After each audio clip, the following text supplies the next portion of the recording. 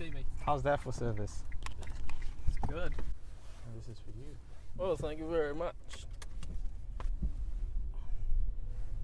With a chocolate fish even. Oh my god. Good service. That's what we do. Great service. This is what we do at Driving Better Business. Driving Better Business. Love it.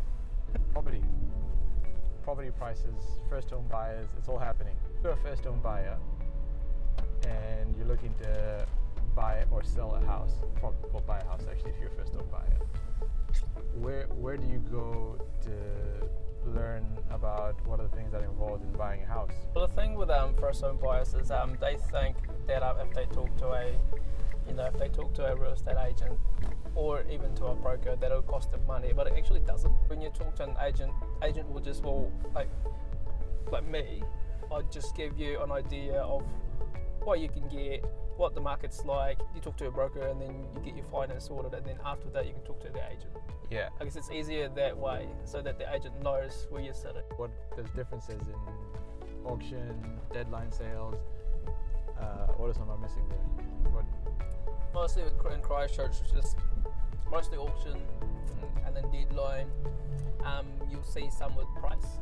And what are the differences between those? Okay, so auctions, it's kind of hard for first home buyers to do auction, just because you're limited with your budget, and with auction you have to be ready to bid. So meaning you have to be unconditional, meaning your finance is sorted, you've done your due diligence, and you literally, once you win that auction, you're the last bid, you're ready to pay, and the house is yours.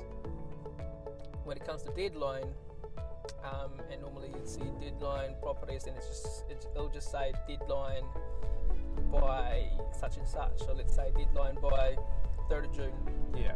All it means really is you can put an offer. It'll be in a piece of paper, well, pieces of paper. Yeah. A lot of pieces of paper.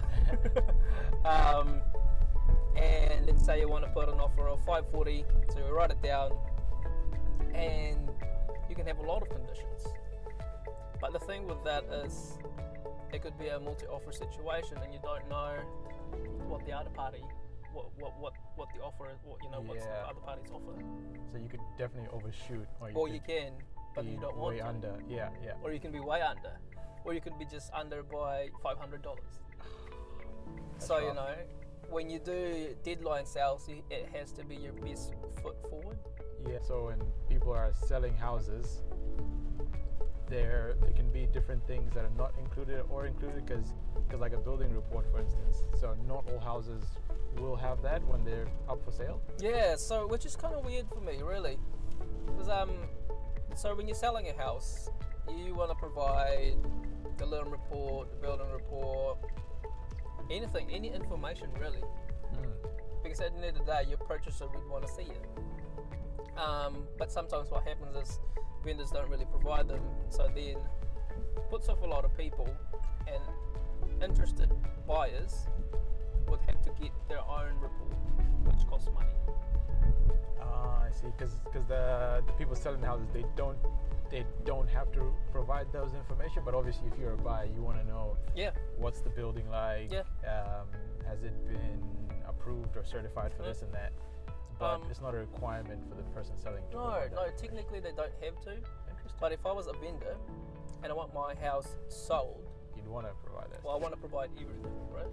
So would you, if I'm a first home buyer and I don't know anything about anything, your job is sort of provide me with information around that, like, oh, you're buying a house, well, does it have a building report, limb report, etc. Well, you're going to need that, and this is what this tells you, and this is what that tells you. Yeah. I guess if you're buying off, like, if you're looking to buy a house and you find one on TradeMe and you're not aware of any of these things, that stuff might not come up.